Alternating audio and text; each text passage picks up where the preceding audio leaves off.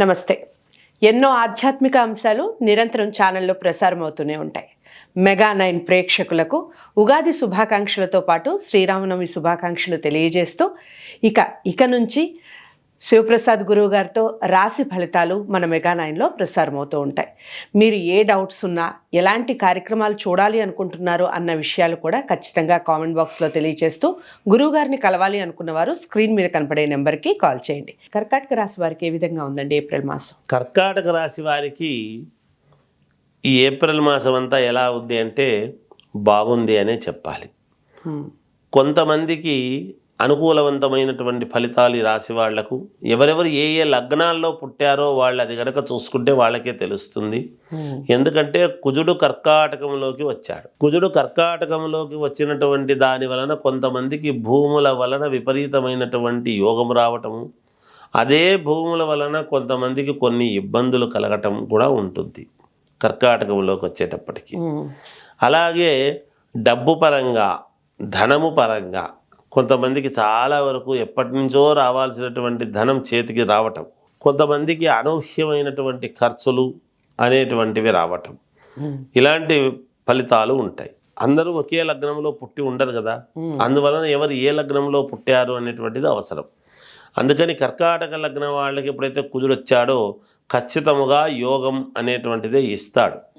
ఎప్పటి నుంచో వివాహాలు కావాలి అనుకునేటువంటి వాళ్లకు వివాహ ప్రయత్నాలు చేస్తే జరగటం, సంతానపరముగా కావాలనుకునే సంతాన యోగ్యత కలగటము, తర్వాత ధన రూపేణ, ఐశ్వర్య రూపేణ ఎవరికైనా బాకీలు అట్లాంటివి మొండి బాకీలు అవి ఉండేటువంటి వాళ్లకు మొండి బాకీలు రావటము, వ్యాపారము చేసుకునేటువంటి వాళ్లకు జయము కలగటము, మంచి మంచి లాభాలు రావటము, గడించడము, చిన్న పని చేసినా పొరపాటున చిన్న పని చేసినా అది పెద్దదిగా వీళ్ళకి అనుకూలించేటువంటి విధానముగానే ఉండటము, కొన్ని చోట్ల అనూహ్యమైనటువంటి ప్రయాణాలు చేయాల్సినటువంటి పరిస్థితులు రావడము, తద్వారా కొత్త వాళ్ళు పరిచయమై వాళ్ళు మేము డబ్బులు పెడతాము అనేటువంటి భావనతో పార్ట్నర్షిప్లో చేరటము, కొత్త వ్యాపారాలు చేయడానికి కావాల్సినటువంటి ప్రయోగాలు చేసుకోవటము, ఇవన్నీ కూడా ఉంటాయి.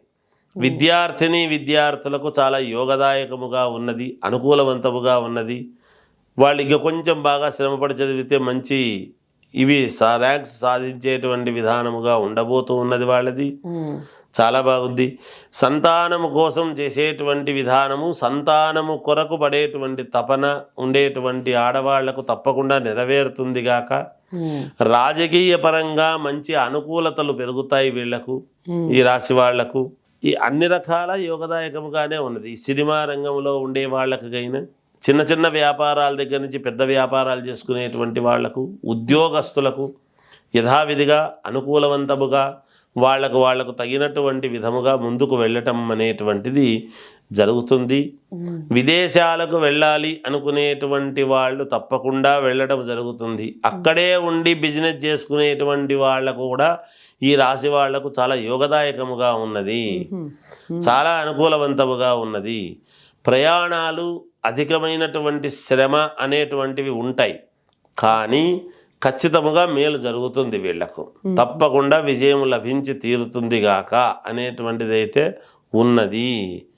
రాజకీయాల్లో ఉండేటువంటి వాళ్లకు, ఈ రాశి వాళ్లకు ఇంకా యోగదాయకముగా ఉన్నది. కాకపోతే జాగ్రత్తగా మాట్లాడి అడుగులు వేసి చూసుకొని జాగ్రత్త పడాల్సినటువంటి అవసరం ఎంతైనా ఉంది అనేటువంటిది చెప్పవచ్చు.